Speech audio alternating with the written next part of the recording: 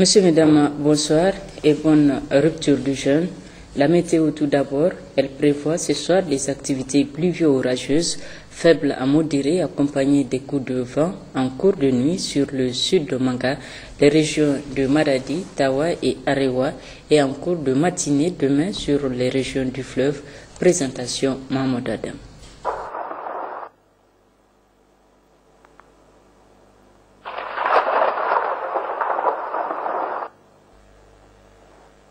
Chers téléspectateurs, bonsoir et ravi de vous retrouver pour cette page météo.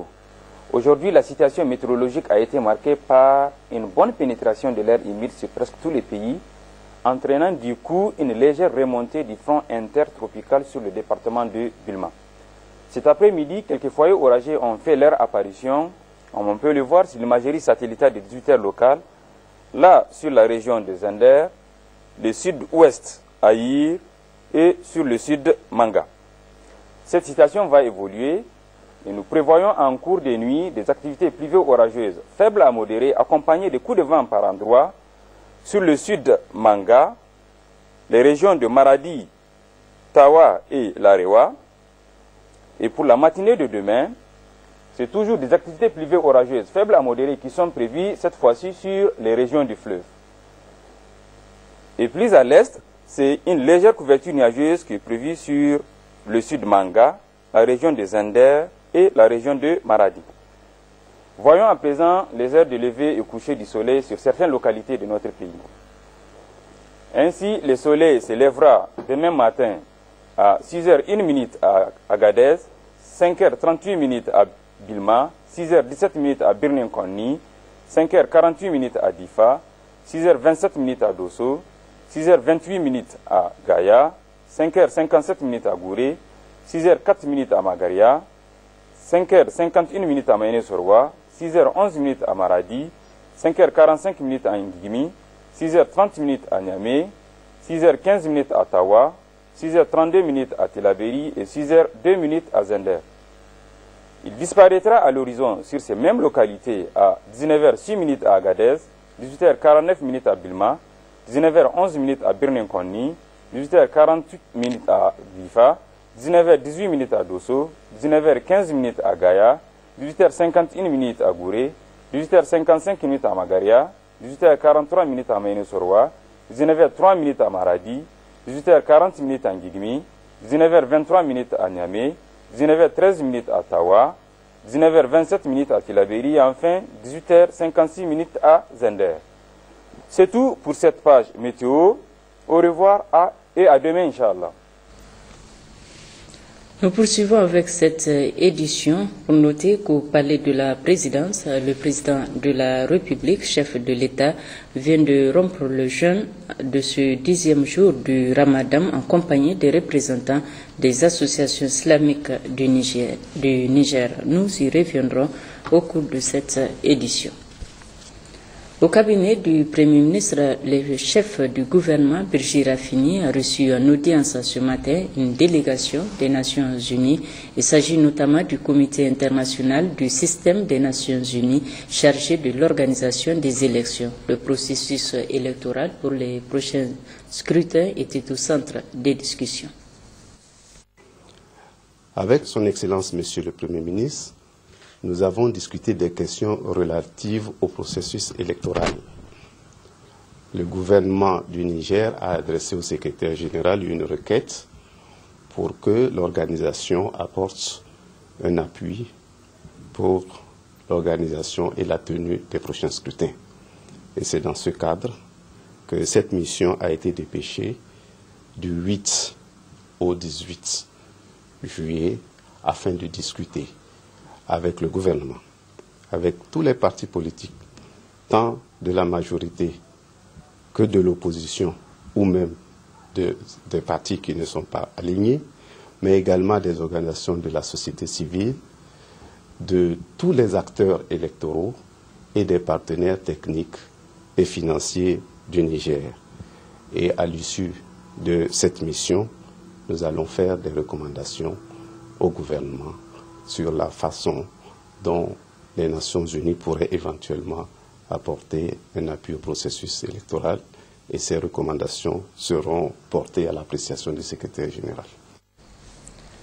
Le ministre d'État à la présidence, Albadé Abouba, a effectué ce matin une série de visites au niveau des chantiers de construction et de réhabilitation des infrastructures devant abriter la fête tournante du 18 décembre prévue à Dosso. Près de 15 chantiers ont été visités et dans l'ensemble,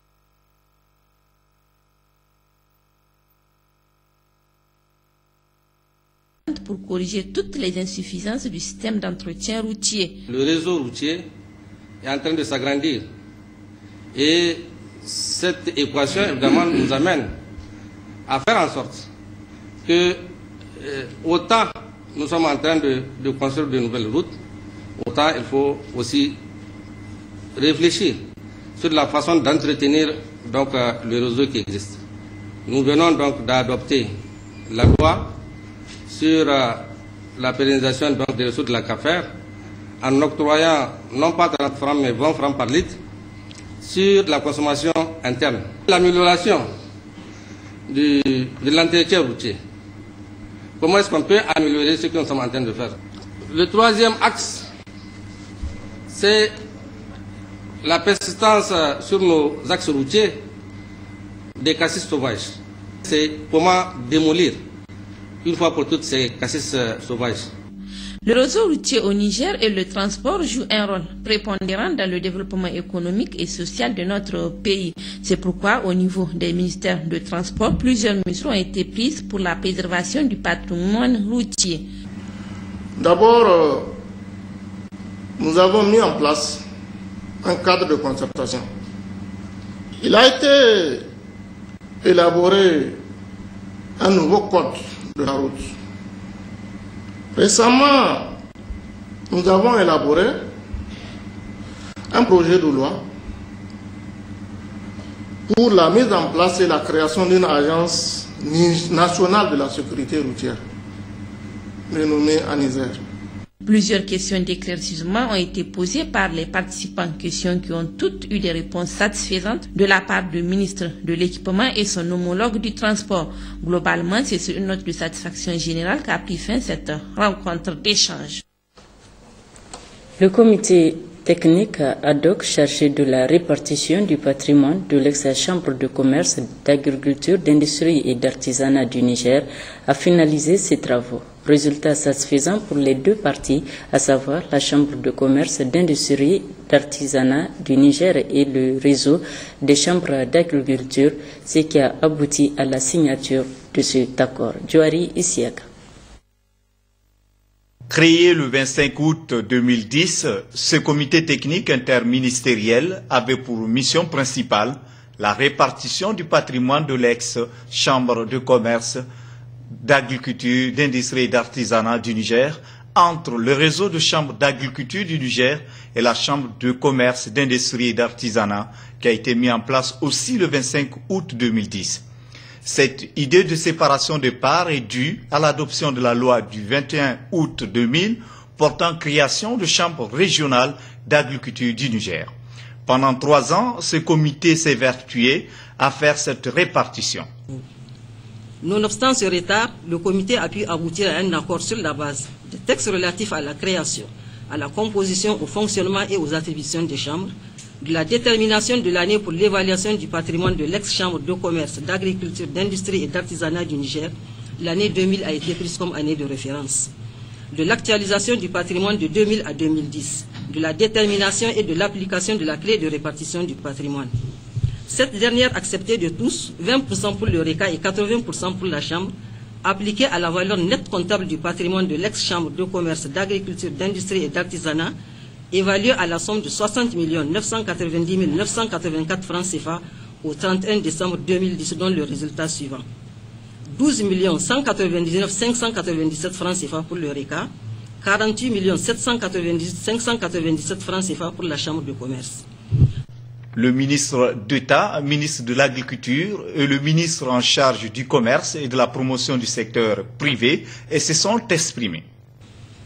C'est le lieu pour moi de féliciter les membres du dit comité qui, en dépit des difficultés, n'ont ménagé ni leur temps ni leur énergie pour conduire à terme cet exaltant processus pour lequel nous n'avons pas eu besoin de recourir au service de consultants. Pour parachever cet accord, une convention a été signée et le réseau de chambres d'agriculture s'est retrouvé avec un chèque de 50 millions de francs CFA. Ouverture ce matin au Grand Hôtel de Niamey de la première Assemblée générale élective de la Chambre nationale des métiers de l'artisanat du Niger. Cette rencontre, qui a vu la participation des 8 régions du pays, permettra la mise en place de la Chambre nationale des métiers de l'artisanat du Niger. C'était en présence de la ministre du Tourisme et de l'Artisanat et des autres membres du gouvernement. À côté au Glaçon, Salamatou Mamanarabi. La création et la mise en place de la Chambre nationale des métiers de l'artisanat du Niger Semani constitue un véritable gage de la visibilité du secteur de l'artisanat. Et il faut rappeler que la Semani est un projet structurant et participatif soutenu par des fondements objectifs et solides que le ministère en charge de l'artisanat s'est engagé à mettre en œuvre depuis plus d'une décennie. Il s'agit tout d'abord pour les autorités de la 7e République de s'inscrire dans la logique du respect de l'application de nos lois et règlements, notamment dans le cas d'espèces, des textes favorables à l'instauration et au maintien de la bonne gouvernance démocratique qui doit désormais prévaloir dans tous les aspects de la vie de la nation. Il s'agit ensuite pour les autorités de la 7e République de marquer leur engagement pour le respect et l'application des textes communautaires et traduire par ce fait l'adhésion de notre pays à toutes les mesures favorables à l'intégration économique sous-régionale et africaine. Il s'agit enfin de réaliser un des objectifs du programme de renaissance de son Excellence M. Issoufou Mahamadou, président de la République, chef de l'État, en matière de développement et de promotion de l'artisanat au Niger. L'artisanat joue un rôle très important dans l'économie du pays. C'est pourquoi l'État s'investit pour assurer le développement de ce secteur. C'est pourquoi, à partir de l'année 2011, le programme de mise en place de la Chambre des métiers de l'artisanat du Niger, initié depuis 2001, va connaître une évolution positive qui a permis aujourd'hui à mon département ministériel de conduire le processus qui arrive à son terme avec les présentes assises. Au cours de cette journée, les participants des 8 régions du pays procéderont à l'installation et le renforcement de la sécurité aérienne dans l'espace communautaire, tel est le thème au centre de la 127e réunion du Conseil d'administration de l'Agence pour la sécurité aérienne en Afrique et à Madagascar. Les travaux se sont ouverts ce matin à Niamey, Issa Kaissa, Moudachiro Ouma, Jamila. La présente réunion consacre la 127e session du Conseil d'administration de l'Agence pour la sécurité aérienne en Afrique et à Madagascar, ASECNA. Une instance chargée de suivre rigoureusement les activités et le fonctionnement de l'agence, d'examiner tous les dossiers à soumettre au comité des ministres pour validation. Cette 127e session est axée sur le renforcement de la sécurité aérienne dans l'espace ASECNA. En effet, en mettant autour d'une même table l'Association internationale du transport aérien, qui compte plus de 200 compagnies aériennes, la Fédération internationale des pilotes de ligne, l'Association internationale des contrôleurs aériens et l'Organisation de l'aviation civile internationale, la SECNA s'assure qu'elle prend effectivement en compte les préoccupations de ses principaux clients en matière de prestation de services. Cette démarche cadre bien avec les orientations des ministres qui ont fait de la réduction des incidents de sécurité un objectif prioritaire pour l'Alliance. Les résolutions issues de cette rencontre devraient permettre à la SECNA d'atteindre sans doute l'objectif de réduction significative des incidents dans son espace aérien.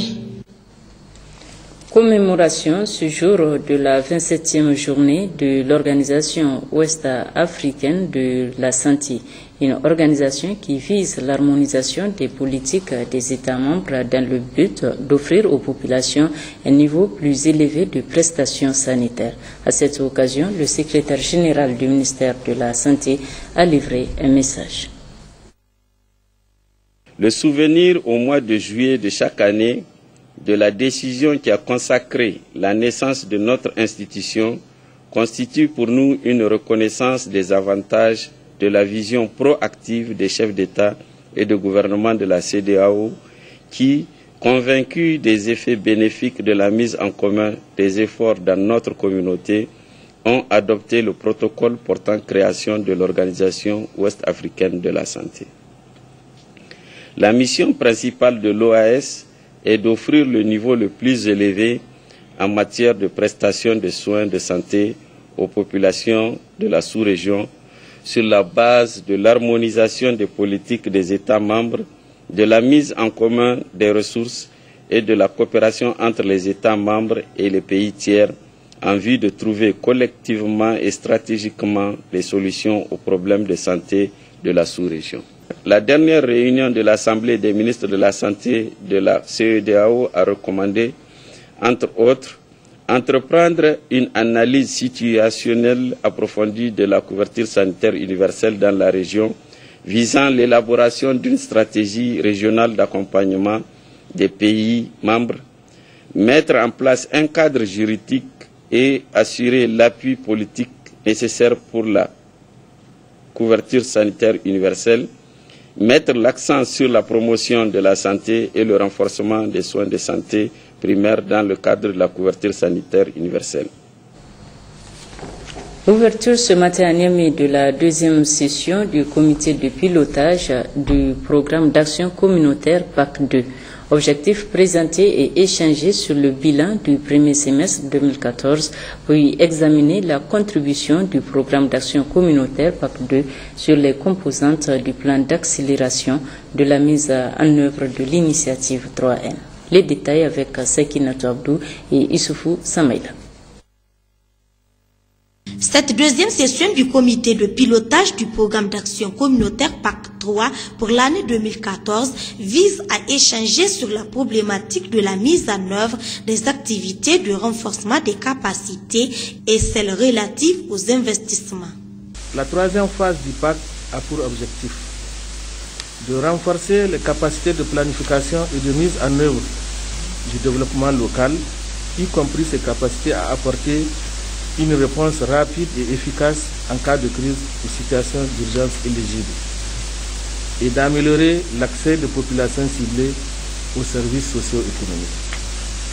Les activités de projet seront exécutées à travers 4 composantes, à savoir la composante A, renforcement des capacités, la composante B, fonds d'investissement local, la composante C, coordination, gestion, suivi, évaluation et communication du projet, et enfin la composante D, intervention rapide en cas de crise. La troisième phase du PAC a été lancée en janvier 2014 et joue son rôle dans la mise en œuvre du plan d'accélération de l'initiative 3N et dans bien d'autres domaines. Nous sommes au niveau de PAC 3, donc il y a déjà eu PAC 1, PAC 2, dont les impacts sont visibles au niveau du terrain. Donc c'est vraiment pour faire plus. Sinon, déjà, le résultat qui est là, il est concluant et il est visible au niveau du terrain. Cette troisième phase du programme d'action communautaire, qui a une durée de 4 ans, est financée par la Banque mondiale et le Fonds pour l'environnement mondial, FEM, en collaboration avec l'État nigérien pour un coût global de 24 milliards de francs CFA. L'agence de voyage du Hajj et de la Oumra Al-Manasik vient d'effectuer son premier vol pour la Oumra. Hier soir, plus de 190 pèlerins ont quitté Niamey à destination de la Terre Sainte de l'Islam. Avant le décollage, le directeur général de cette agence et ses collaborateurs ont souhaité bon voyage aux pèlerins. Smaïl Douda, Bachir Harouna. C'était hier tard dans la nuit que les pèlerins de l'agence de Hajj et de la Oumra Al-Manasik ont embarqué dans l'avion qui les acheminera à la Mecque. Au décollage de ce premier vol, 191 pèlerins et des bébés sont à bord de cet avion de la compagnie Max Air. À l'occasion, le directeur général de cette agence a d'une part félicité la bonne organisation et d'autre part remercié les autorités pour leur pleine implication. Tout d'abord, je remercie le bon Dieu de nous avoir montré ces jours et nos dirigeants qui se sont investis pleinement dans la réussite de ce processus, surtout dans la livraison des passeports et des visas qui, on le sait, constituent une grande préoccupation pour les chefs d'agence ces dernières années. Vous avez vu avec nous, les pèlerins hommes et femmes sont en train d'embarquer. ce qui nous fortifie et qui nous réjouit. Et d'ici 5 heures de vol, Inch'Allah, l'avion va atterrir à la Mecque et les pèlerins vaqueront à leur occupation qui sont les rites de la Oumara. Comme chaque année, notre agence Al-Manasik continue de bénéficier de la confiance des pèlerins, ce qui traduit d'ailleurs notre ponctualité dans l'acheminement des pèlerins, mais surtout du bon encadrement que nous leur offrons. L'agence de Hajj et de la Oumara Al-Manasik est donc en train d'accomplir sa mission et d'ici vendredi aura lieu le deuxième et dernier vol qui acheminera le restant des pèlerins, a indiqué le directeur général de cette agence. L'institution de microfinance Asusu SA en pleine innovation ce matin avec l'inauguration en son sein du siège de la finance islamique. La finance islamique qui est un mode de financement éthique qui respecte les principes de la loi islamique ou charia. Jocelyne Amoussou, Mamadou Adam. L'inauguration du siège de la finance islamique scelle définitivement l'ancrage de la finance islamique à Niamey. Asusu SA, qui innove à travers cette œuvre, ôte une grosse épine des pieds de nombreux musulmans désireux de respecter les principes islamiques dans la finance. Des principes qui préconisent entre autres un taux d'intérêt zéro sur les transactions financières et commerciales. Une microfinance dont Asusu SA a mis des garde-fous pour sa totale réussite. Asusu SA a mis en place un comité de conformité charia ou charia board qui est un organe autonome chargé de contrôler et de valider les produits islamiques. Le charia board de Asusu SA, validé par son assemblée générale en sa session du 28 juin 2014, est aujourd'hui la première structure de ce genre dans la sous-région. Il faut dire que cette finance islamique répond à un accord signé entre Asusu SA et l'État du Niger dans le cadre du projet d'appui au programme spécial sécurité alimentaire qui prévoit une ligne de crédit islamique d'un montant de 1,445 milliard de francs CFA, rappelle le représentant du ministre d'État en charge de l'agriculture. Dans le cadre de ce projet, qui est à sa deuxième phase, votre institution a utilisé ses fonds propres d'environ 200 millions pour la bonne marche des activités, donnant ainsi un meilleur sens à notre partenariat. En plus, Asusu SA a mis à la disposition du volet crédit islamique 250 millions de francs CFA sur fonds propres pour éviter les ruptures de financement. La finance islamique propose 8 produits dont le financement de projets avec partage des pertes et profits. Elle est ouverte à toutes les populations. Et déjà, les actionnaires de Asusu SA y croient. Ils ont dégagé 10% de leurs fonds propres pour accompagner l'initiative. Et puis un public reportage dans ce journal, un public reportage qui nous amène à la découverte des grands moulins du Ténéré, GMT, une société agroalimentaire qui excelle dans la production de la farine de blé, tendre et d'aliments bétail. Nous retrouvons Jocelyne Amoussou, Amidou Abdoulaye et Bachir Rab. Difficile jusqu'à un passé récent d'obtenir de la farine de blé fraîche et produite de surcroît au Niger. Eh bien, depuis 2 mois, une usine a réussi cette gageure. Les grands moulins du Ténéré, qui en plus de la farine de blé tendre et fraîche, a pensé à de l'aliment bétail de premier choix, sans poussière ou autre impureté.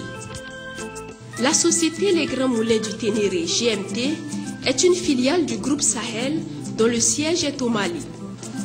Les Grands Moulins du Ténéré, société agroalimentaire axée sur la production de la farine de blé tendre et d'aliments bétail, a démarré ses activités le 1er mai dernier. La société a repris à son actif une ancienne société de la place qu'elle a rénovée de fond en comble pour en faire une société ultra-moderne avec 70 employés. Les Grands Moulins du Ténéré fonctionnent chaque jour.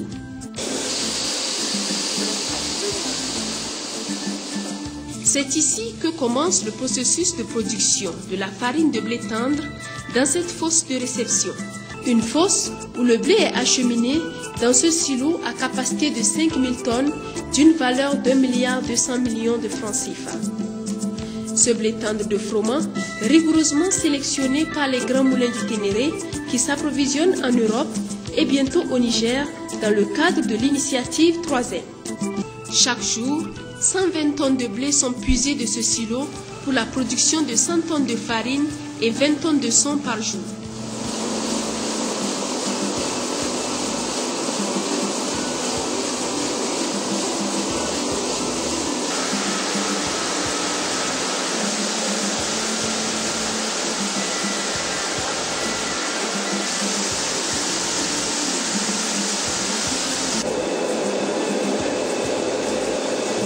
Ce blé subit plusieurs étapes de nettoyage appelées mouillage qui s'effectuent grâce à une citerne d'eau régulièrement alimentée. C'est également à ce niveau que les tiges de blé, cailloux, grains de sable et autres impuretés sont retirées du blé. Ainsi épuré, le blé poursuit sa transformation à l'aide des appareils cylindres.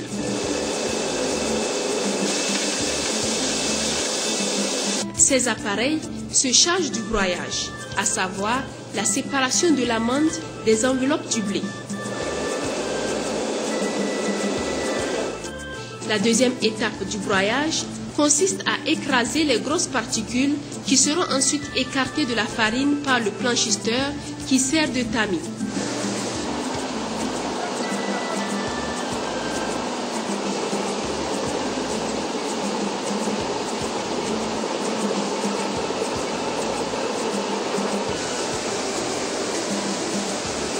La farine de blé, qui subit ainsi plusieurs tamisages, est ensuite conditionnée dans des sacs de 50 kg sous le nom de lafia. Il faut dire que cette phase de conditionnement en sac, puis sur palette, est entièrement automatisée. Grâce aux palettisseurs, ce système de tapis roulant, les sacs sont acheminés directement au magasin après avoir été scrupuleusement analysés au laboratoire qui vérifie la qualité de la farine, son élasticité, sa ténacité entre autres. Le démarrage du moulin, ça m'a fait beaucoup de plaisir. On a de la farine fraîche, ce n'est plus des farines douteuses. C'est une farine fraîche qui est fabriquée sur le champ. Moi, c'est le bienvenu pour moi. C'est une farine qui n'est pas fatiguée. Il n'a pas duré du moulin à ta boulangerie. Il y a des farines qu'on achète sur le terrain, tu ne connais même pas l'origine. Il n'y a pas d'étiquette, il n'y a pas d'échantillon, il n'y a pas de suivi. Donc c'est des désagréments, ça c'est sûr.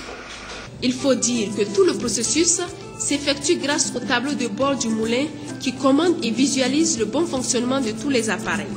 Les grands moulins du Ténéré ont ainsi une prévision de production totale de 40 000 tonnes de farine de blé et 7 000 tonnes d'aliments bétail par an.